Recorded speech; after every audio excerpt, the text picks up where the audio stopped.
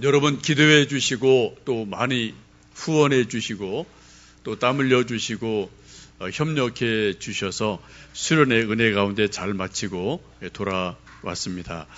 먼저 하나님 아버지께 감사드리고 여러 가지로 협력하시고 도와주신 여러분 모두에게 또 다시 이 자리 빌어서 감사 말씀을 드립니다. 무엇보다 감사한 것은 좋은 날씨 주신 하나님께 감사드립니다. 저희들 준비하면서 주간 예보를 통해서 이제 많은 분들이 금요일, 토요일 계속 비가 온다는데 어떻게 하면 좋겠느냐? 프로그램을 A를 할까, B를 할까? 두 개를 만들어야 되거든요.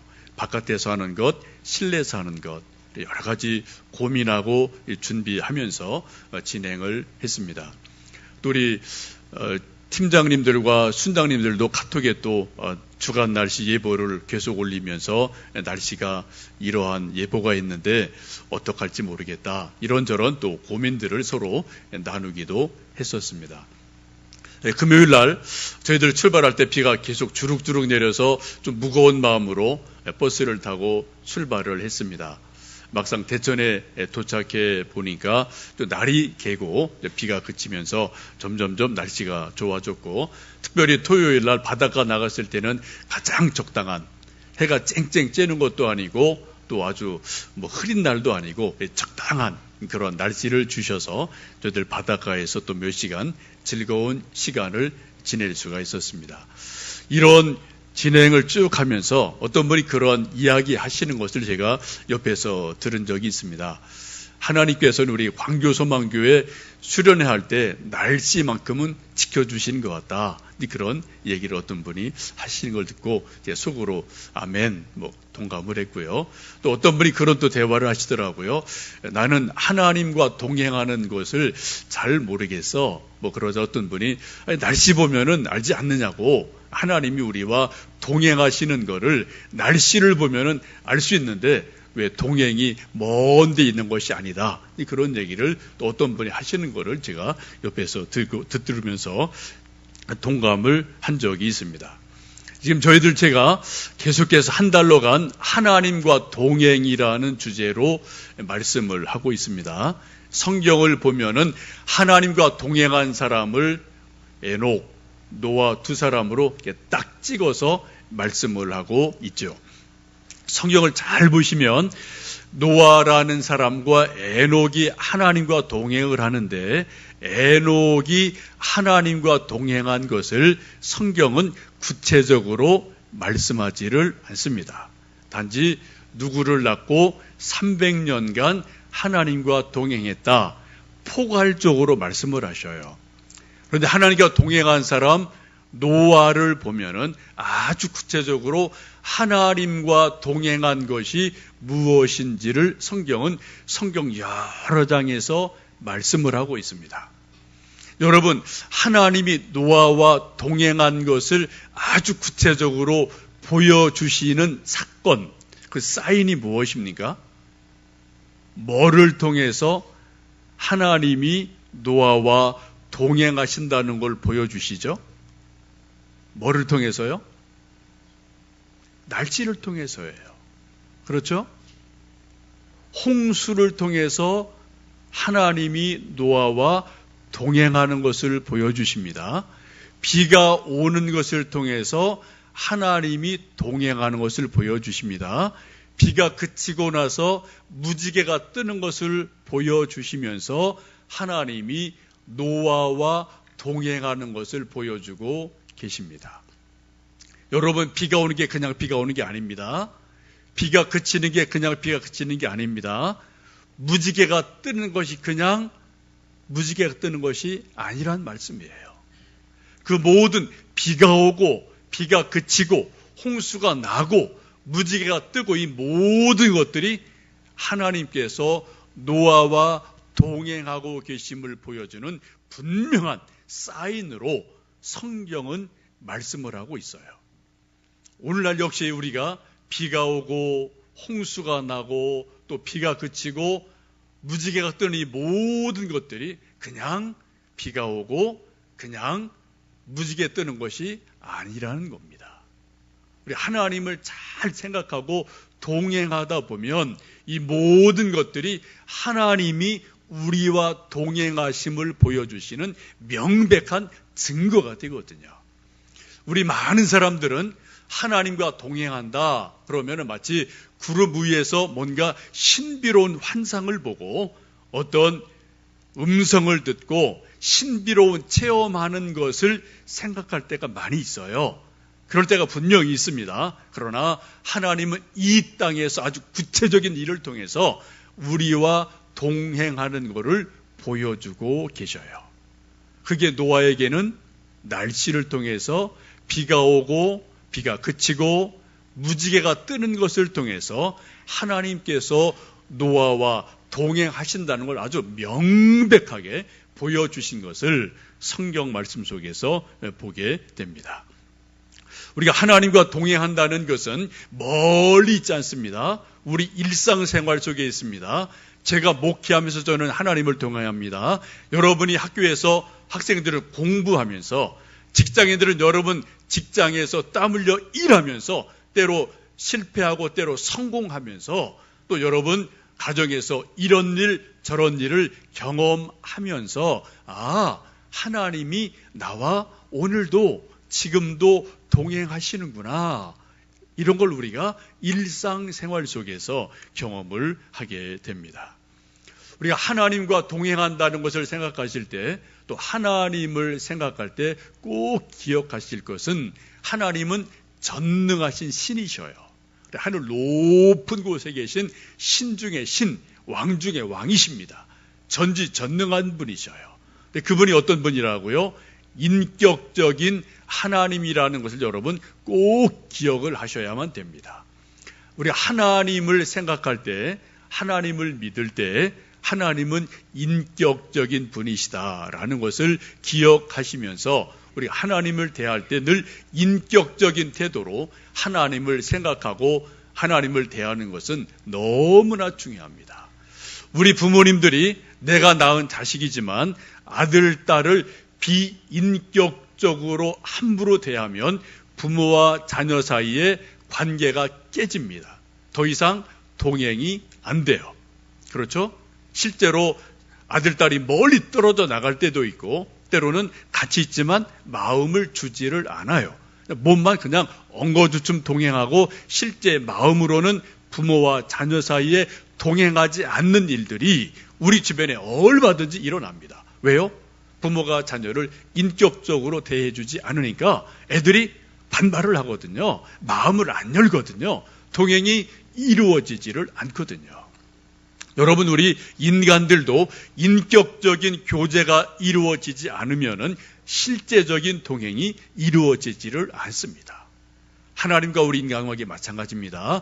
그 전능하신 하나님을 우리가 대하고 생각할 때 우리가 전인격적으로 자발적으로 하나님을 대할 때 하나님에 대해서 우리가 응답할 때 그때 비로소 우리에게서 동행의 역사가 일어나게 되고 우리가 하나님이 나와 동행하시는구나 이런 것들을 매일매일 일상생활 속에서 경험할 수가 있게 됩니다.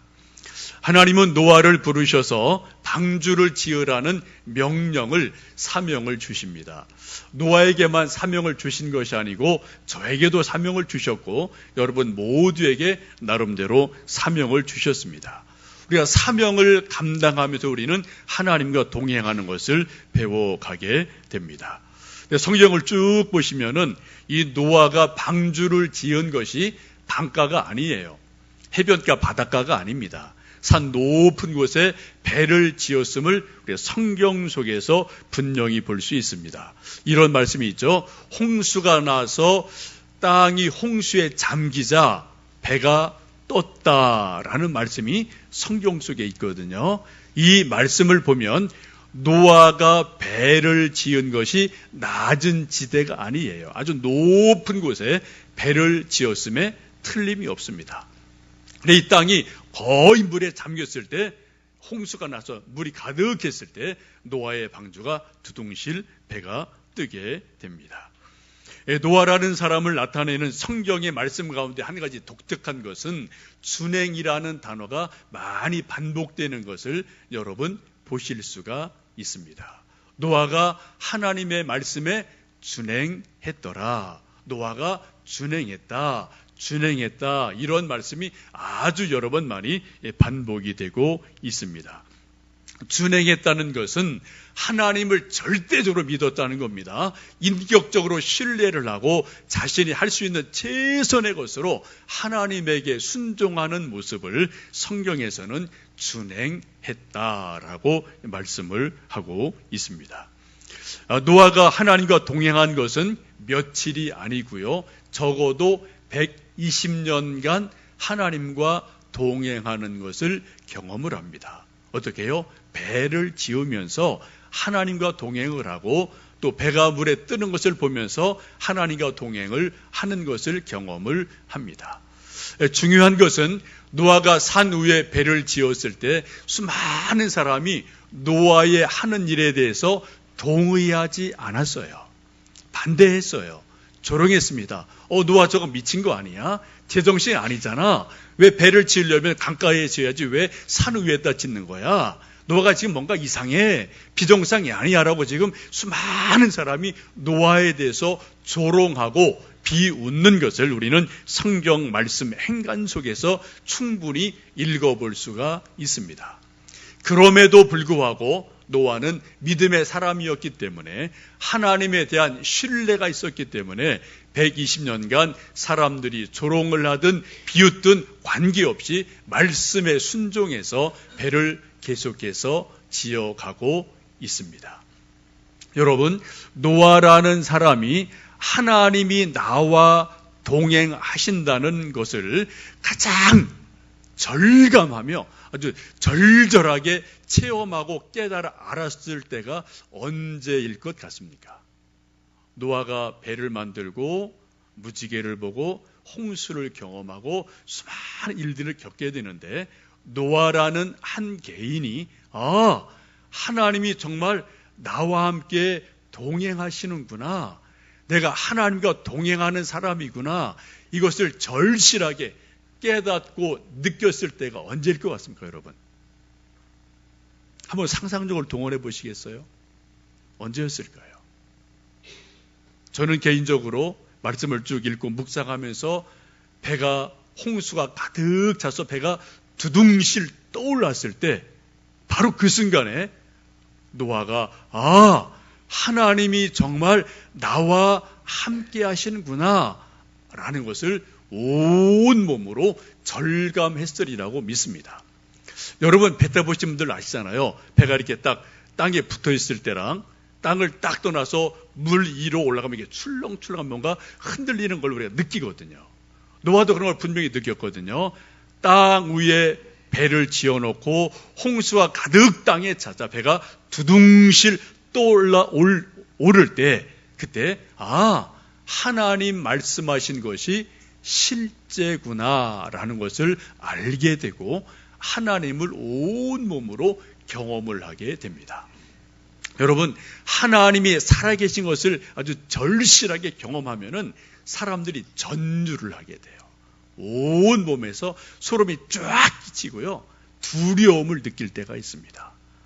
혹시 여러분 성경 말씀 읽으시다가 기도응답을 체험하시면서 혹은 내가 하나님 앞에 말씀을 순종하며 뭔가 일이 현실로 딱 이루어졌을 때 그때 하나님이 정말 살아계시는구나 라는 것을 느끼면서 여러분 온 몸이 전율하는 정말 온 몸에 소름이 돋는 그러한 전율을 여러분 느껴보신 적이 있으시죠?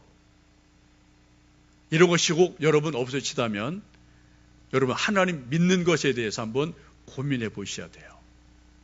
진짜 하나님이 계시나? 내가 정말 하나님 믿나? 그 정말 살아계신 하나님이 내게 역사하셔서 내가 하나님이 정말 살아계시는구나라는 것을 온 몸으로 두려움으로 전율하는 것이 여러분 없다면 여러분 조금 고민해 보셔야 돼요. 저도 여러분 그런 것을 경험해 본 적이 있거든요. 기도응답을 통해서 말씀을 읽다가 말씀이 진짜 현실 속의 말씀이 현실로 되는 걸 보면서 하나님이 정말 살아계시네. 이거 그냥 말이 아니네. 이거 진짜네. 이런 것을 내가 개인적으로 경험을 하면서 하나님에 대한 신뢰가 훨씬 더 깊어지고 믿음이 깊어지고 내가 하나님과 동행하는구나, 하나님이 나와 동행해 주시는구나, 이런 것을 느껴볼 때가 종종 있습니다. 여러분, 성경 말씀을 쭉 보시면 노아 방주는 몇 가지 특징이 있습니다. 없는 것이 세 가지가 있어요. 보통 배에는 노가 있고 닻이 있고 돛이 있고 나름대로 배가 빨리 갈 수 있는 그런 장치들을 하게 되죠. 그런데 노아의 방주에는 노가 없습니다. 닷도 없습니다. 돛도 없습니다. 여러분, 배가 아니죠, 그렇죠? 여러분, 배가 어딘가 목적지를 향해 가려면은 빨리 노를 저어줘야 되죠. 요즘은 뭐 전기로 모터를 돌리죠. 핵으로 또 어떤 항공모함은 또 돌려주죠. 그래서 뭔가 빨리 가게 하거든요. 그런데 노아 방주는 동력이 없어요. 그냥 네모난 상자입니다. 길이가 137m, 넓이가 28m, 높이가 15m 되는 큰 나무 상자로 보시면 돼요. 보통 배들은 앞이 뾰족하게 되어 있죠. 왜요? 물살을 가르기 위해서, 물의 저항을 최소화시켜 주려고 계속 연구를 해서 배 앞부분을 이렇게 뾰족하게 만들어서 물살을 빨리 헤치고 목적지까지 가도록 배를 만듭니다. 그런데 노아의 방주에는 앞이 뾰족하지 않아요. 그냥 네모난 박스에 불과하거든요. 이게 여러분 배입니까?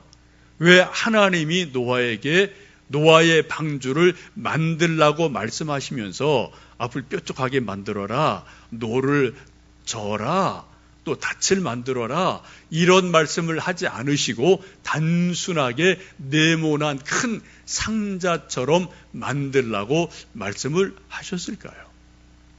여러분, 이 노아의 방주가 어디로 가고, 동쪽 가고 서쪽 가고, 이걸 누가 결정합니까?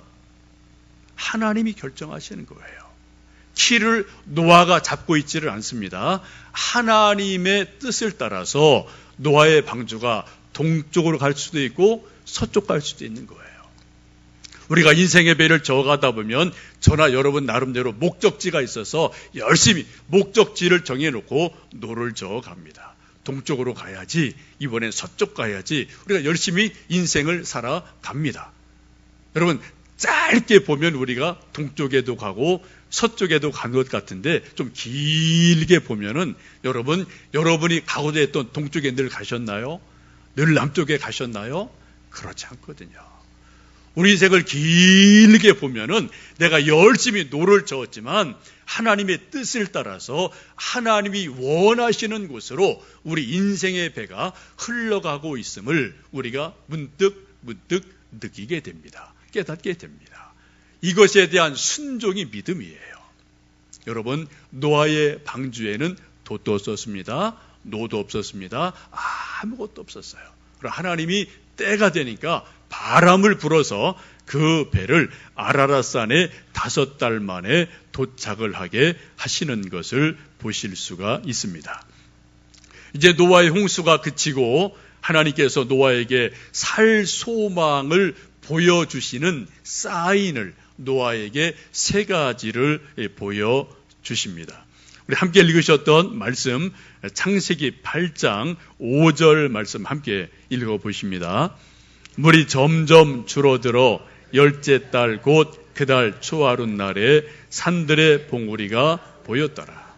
온 땅이 다 산이 물에 다 잠겨 있다가 어떻게 해요? 물이 점점점 줄어들어서 10째 달 그달 초하룻날에 산들의 봉우리가 저쪽 멀리서 조금 산들의 봉우리가 보이기를 시작을 합니다.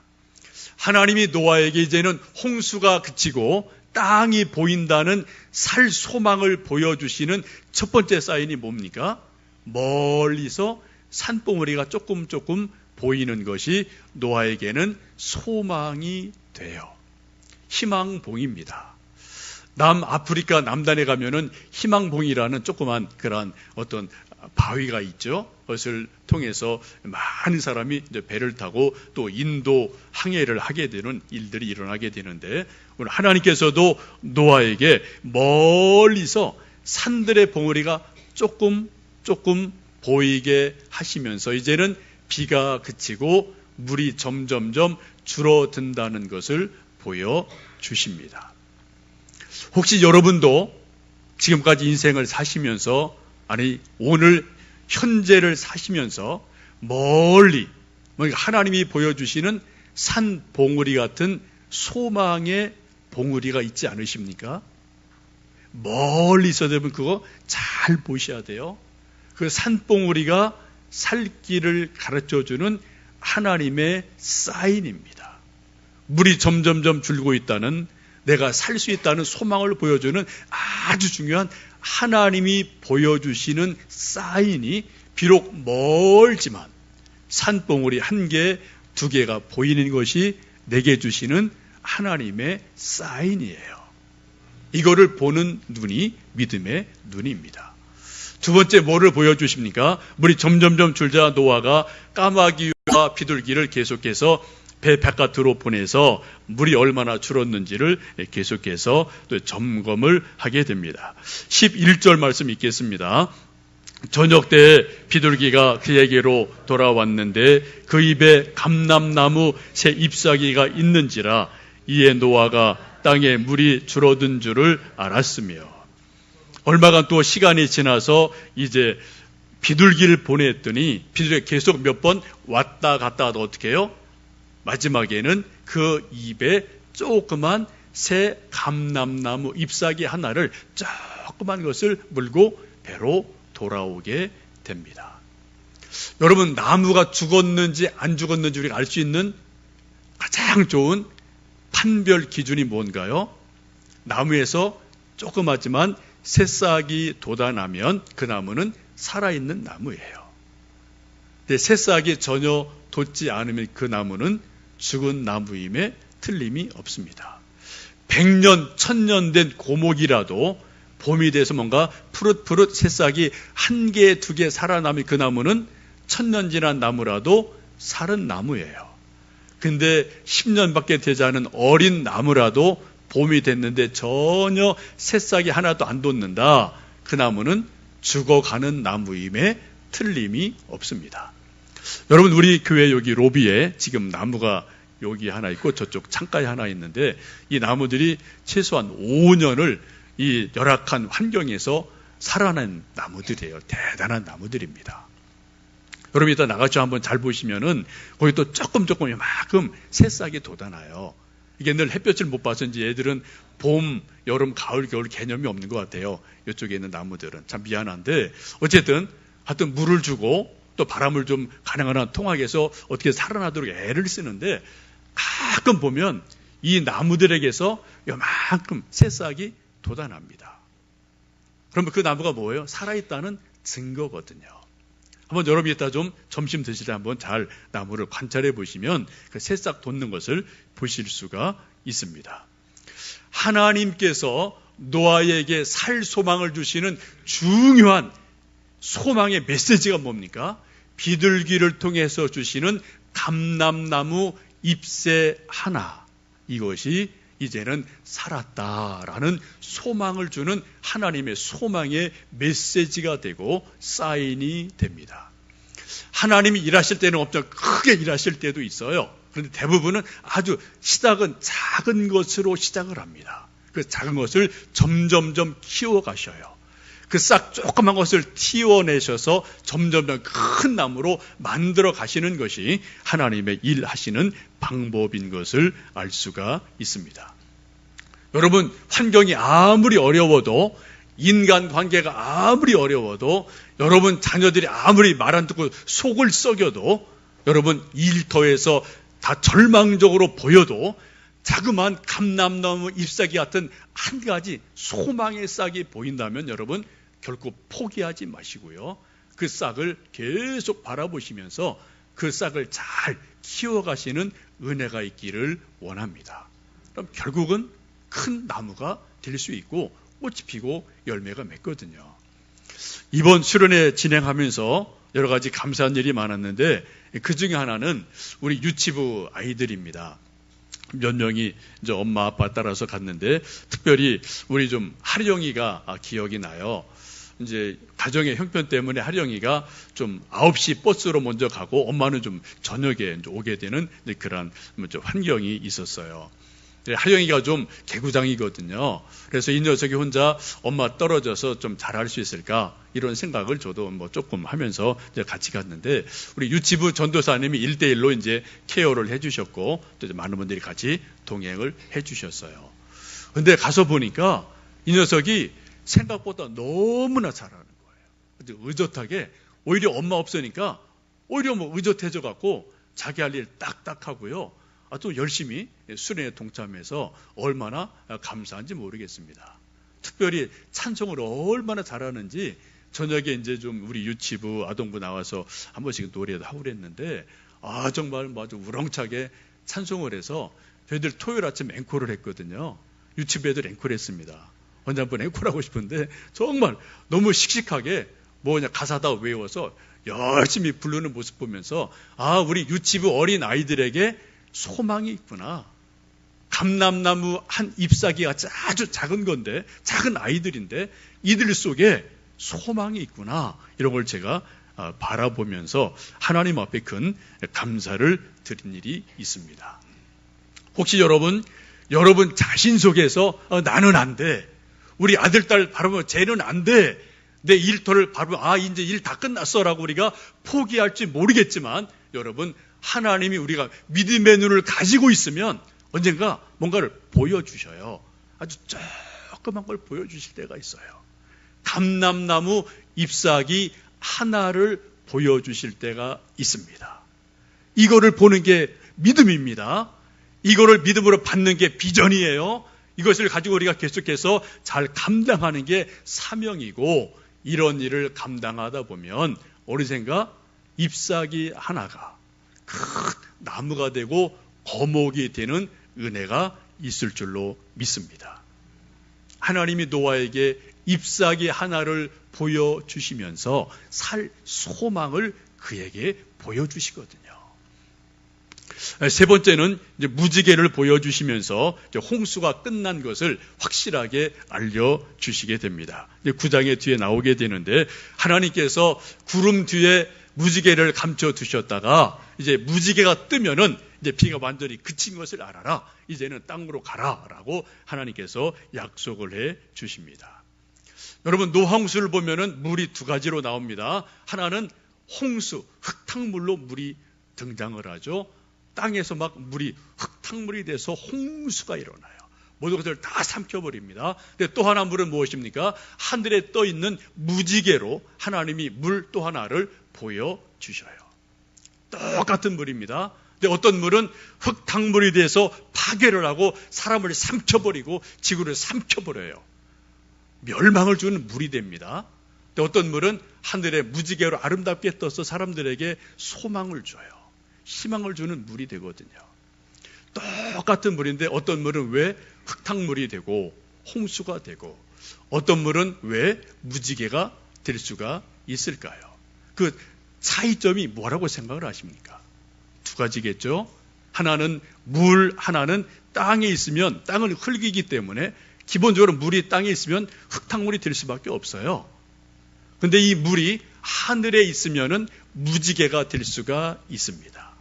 또 하나는 그 하늘에 있는 물 속에 햇빛이 비치면은 무지개가 뜨게 됩니다. 오늘 성경을 쭉 우리가 보시면은 예수님은 생명의 빛이라고 말씀을 하셔요.